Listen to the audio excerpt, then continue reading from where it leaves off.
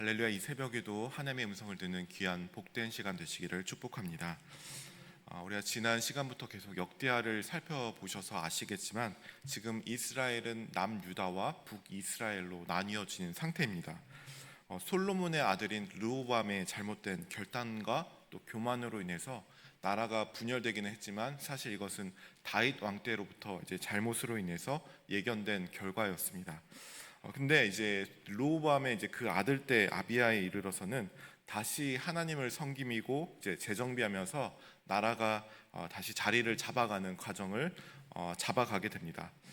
또한 이제 북이스라엘과 이제 전쟁에서 큰 위기의 나라가 남유다가 빠지게 되는데 하나님을 의지해서 또 기적적으로 나라가 승리를 경험하게 됩니다.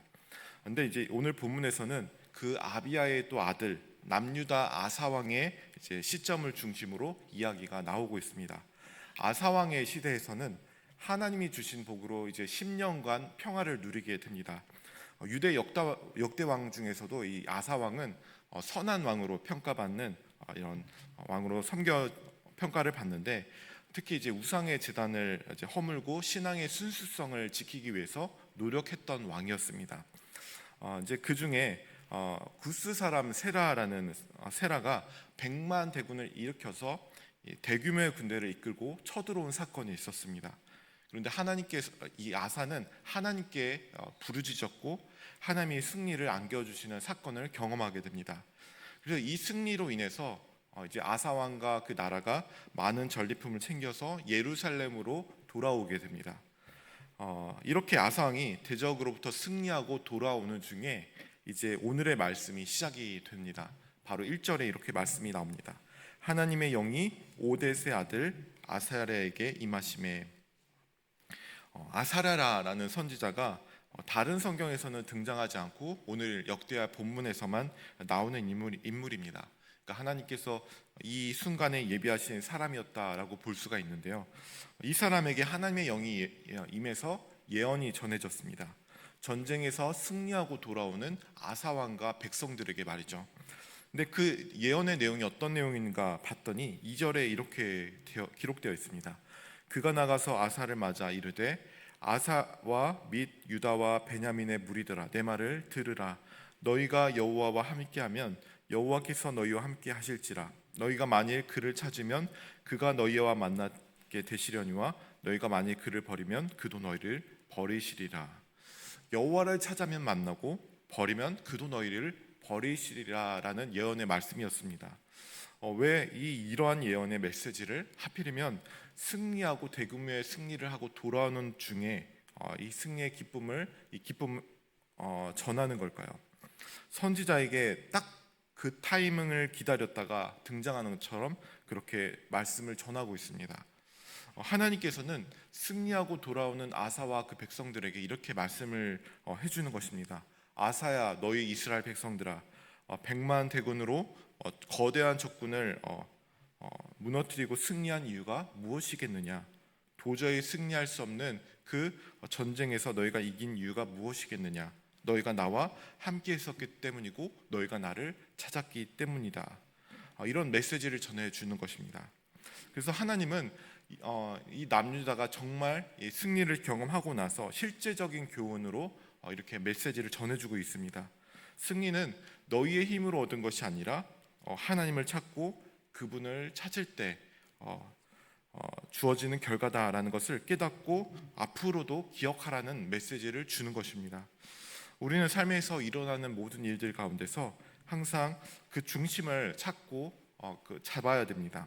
승리나 어떤 좋은 감정이나 기쁨에 매몰되어서 하나님을 잊어버린다면 정말 그때야말로 위기의 순간인 것입니다. 하나님께서는 삶에서 일어나는 모든 일들로 인해서 삶의 중심 원리를 가르쳐주고 싶어 하십니다.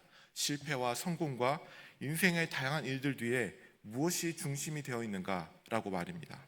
그것은 바로 우리가 하나님을 찾으면 하나님께서 이끌어 주시고 또 찾지 않으면 하나님을 떠나 실패하게 되는 삶을 살게 된다는 것입니다. 하나님은 지금 승리하고 돌아오는 아사 왕에게 이렇게 삶의 원리를 선지자를 통해서 가르쳐주고 있는 것입니다.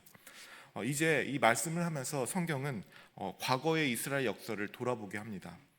지금은 하나님을 잘 섬기고 있지만 과거에 너희가 어떠했는지, 하나님을 찾지 않았을 때 어떠했는지를 다시 한번 회상하게 하시는데, 그게 바로 3절부터 6절까지 나타나 있습니다. 이스라엘에는 참신도 없었고 가르치는 제사장도 없었고 율법도 없었고 오래된 그런 과거를 보게 합니다. 신앙의 중심이 무너지니까 그들의 과거의 이스라엘 백성들이 삶이 무너졌었습니다. 그 결과를 성경에서 이제 5절과 6절에서 이렇게 묘사를 하고 있습니다. 그때 온 땅의 모든 주민이 크게 요란하여 사람의 출입이 평안하지 못하며 이 나라와 저 나라가 서로 치고 이 성읍이 저 성읍과 또한 그러하여 피차 상한 바 되었나니 이는 하나님이 여러 가지 고난으로 요란하게 하였습니다. 여기서 이제 마지막 6절 마지막 부분에 이 눈에 들어오게 되는데요. 이는 하나님이 여러 가지 고난으로 요란하게 하였습니다. 이렇게 말씀을 합니다. 성경은 이스라엘의 그들의 관계가 깨지고 요란스럽고 나라와 성읍과 분쟁이 일어나는 것을 계속 이 이유가 하나님을 떠났기 때문이다라고 말씀을 하고 있습니다. 하나님을 온전히 섬기지 못했을 때 그들의 삶은 피폐했던 것입니다. 그러나 그럴 때 이들이 다시 한번 하나님을 찾고 나갔더니 하나님께서 그들을 만나 주셨다라고 강조해서 말씀하고 있습니다. 그러니까 이런 상황에서 하나님께서 계속 이스라엘 역사를 바라볼 때 우리가 알 수 있는 것은 이스라엘 백성들이 끊임없이 반복되는 역사였다는 것입니다. 하나님을 찾지 않았을 때 다시 그들 가운데 공경이 들어왔고 전쟁이 일어났고 다시 하나님을 찾으니까 그들 가운데 하나님께서 구원의 역사를 이루셨습니다. 이것이 끊임없이 이스라엘 역사에서 나타났습니다. 그리고 오늘 또 이 선지자 아사랴를 통해서 분명하게 다시 한번 하나님께서 교훈을 하시는 것입니다. 너희가 방금 나를 붙들 때 승리하지 않았느냐. 이런 역사를 통해서 하나님께서 나를 찾으라 이렇게 말씀을 하고 있는 것입니다. 그런 후에 7절을 해서 이렇게 말씀이 됩니다. 그런즉 너희는 강하게 하라. 너희의 손이 약하지 않게 하라. 너희 행위에는 상급이 있음이라 하니라. 너희는 강하게 하라라고 말씀을 합니다. 강하게 하라는 것은 무엇을 강하게 하라고 하는 것일까요? 군대를 강화하고 국력을 강화하고 힘을 키우라는 말이 아닙니다. 너희는 강하게 하라라는 말의 의미가 8절에 잘 연결되어 있는데요. 8절에 보면요. 아사가 이 말 곧 선지자 오뎃의 예언을 듣고 마음을 강하게 하여 가증한 물건들을 유다와 베냐민 온 땅에서 없애고 또 에브라임 산지에서 빼앗은 성읍들에서 없애고 또 여호와의 낭실 앞에 있는 여호와의 제단을 재건하고, 이 8절의 말씀이 이렇게 나오는데 마음을 강하게 하여, 아사가 마음을 강하게 하여라는 말씀 다음에 무언가 아사가 이제 실행을 하게 되는데 그게 뭔가 하면 유다와 베냐민 온 땅에 그 우상을 없앴습니다. 그리고 거기에 여호와의 제단을 재건하고 보수했다는 것입니다. 그러니까 아사가 마음을 강하게 하고 다짐을 하고 무언가를 하는데 그게 바로 나라의 기틀을 다시 고치고 개혁을 했던 것이었습니다. 네, 하나님을 다시 섬기리라, 하나님만을 섬기리라, 무너진 예배의 제단을 회복하리라, 마음을 강하게 먹은 것입니다. 그러니까 마음을 강하게 먹었다는 것은 군사력이나 경제력을 키우라는 뜻이 아니라 하나님을 향한 마음을 고쳐먹고 다시 한번 굳건하게 다시 고쳐 잡았다는 것입니다.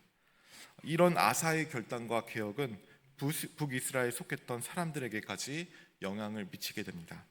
아사 왕의 이 개혁을 보고 북이스라엘 사람들도 남유다로 넘어오게 됐습니다. 그 이유는 하나였습니다. 아사의 이 신앙의 순수성을 보고 북이스라엘 사람들도 그것에 영향을 받고 여호와께서 그와 함께 역사하심을 보기 시작했던 것입니다. 성경의 말씀은 그 시절 이스라엘 사람들에게뿐만 아니라 오늘 이 개혁이 오늘 우리에게까지 말씀하고 있습니다. 이 모든 역사와 성경 말씀을 듣고 너희는 하나님께서 살아계심을 보고 너희 가운데 마음을 강하게 하라는 것입니다. 오직 하나님만을 섬기리라는 이 온전한 예배의 마음이 우리의 마음에서 회복되고 강하게 마음 먹고 결단할 수 있기를 바랍니다. 그리하면 하나님께서 오늘도 우리와 함께 계시고 또 우리의 모든 인생 가운데 하나님께서 인도하셔서 주님께서 우리와 동행하실 줄 믿습니다. 그런 마음으로 오늘도 하나님과 동행하시면서 기쁨을 온전히 누리시는 복된 하루가 되시기를 축원합니다. 기도하겠습니다. 사랑의 하나님, 모든 승리와 기쁨이 주님께로부터 오는 것임을 우리가 잊지 않게 하여 주옵소서. 세상의 것들로부터 요란했던 우리의 마음을 용서하여 주시고 오직 주님만을 찾기로 결단하게 하여 주옵소서. 오늘 주신 말씀을 통해서 하나님 우리의 마음을 강하게 하여 주시고 삶의 모든 우상을 제거하시고 하나님만을 붙드는 참된 기쁨과 평안을 누리는 우리가 되게 하여 도와주옵소서. 감사하며 예수님의 이름으로 기도합니다. 아멘.